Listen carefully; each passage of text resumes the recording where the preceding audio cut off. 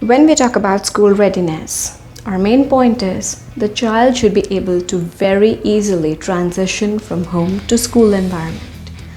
But that does not mean that you have to make the child learn colors, numbers, alphabets. The school is there to prepare them for that. You can just give them an initial nudge in that direction. But it also involves self-care. It includes able to eat on their own.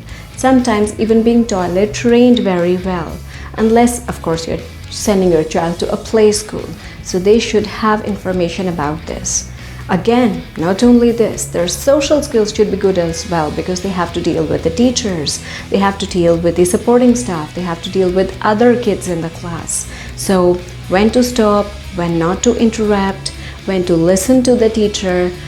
Most importantly, as I've talked about in my video before, sitting tolerance of the child. Will the child be able to sit for that duration for which the child is taking the class at least? That all constitutes school readiness. So outlining the problem areas that can happen in school readiness for which some kind of preparation is required. The child may get frustrated because they are not able to cope up, not able to follow instructions. They are too dependent on the parents to be able to interact with anyone else or take their instructions. They have temper tantrums. They have very less interest in book or quiet activities. Their play participation is low. They don't want to learn. Their attention span is low. Social skills like sharing, following of rules is not present. Language development is limited. They don't understand the consequence of their behavior, so they may be hitting or abusing. And they hate any kind of changes in their routine. So when the school is starting, they don't want to attend that place and they take a lot of time in adjusting.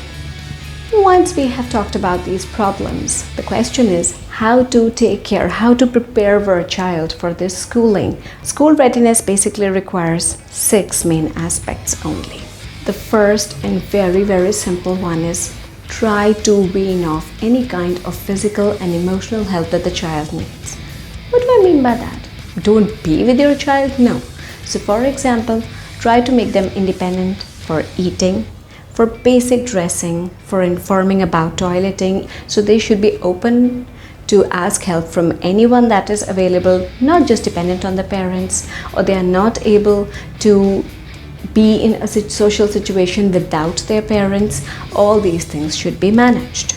Emotional help essentially means that when your child starts to cry, then or you feel that they're getting frustrated or they're angry, they should be able to self-regulate. So you don't have to intervene all the time. Please quiet down, I'll give you this, I'll give you that. Stop bribing your child.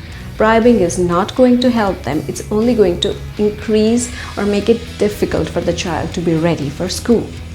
Secondly, it's very important to take your kid out for outings and social settings. Try to take them in social situations, make them ready for school so that they are able to adjust to various social settings. Third aspect is exposure to books. It's not that you have to, that's the only thing that the kid should be doing the whole day. But for half an hour or so through the day, you can introduce them books, rhyme books, books with big pictures, story books, anything that the child might show interest in, so that at least when at school they have to look at books, it's not that, I don't know what this is. Fourth aspect is, whenever you are trying to make your child ready to go to school, try to build up for those tasks that will be required over there. Like, is your child able to navigate through places? Does your child know how to take care of their own possessions? Does your child know how to independently eat? How to independently go to the toilet? Or does the child know whenever there is a toileting need that, okay, the parents are only not going to identify it, but they can actually go to any person and inform them that this is my need. So try to prepare them for anything that might be required at school. You know what I always emphasize in this matter?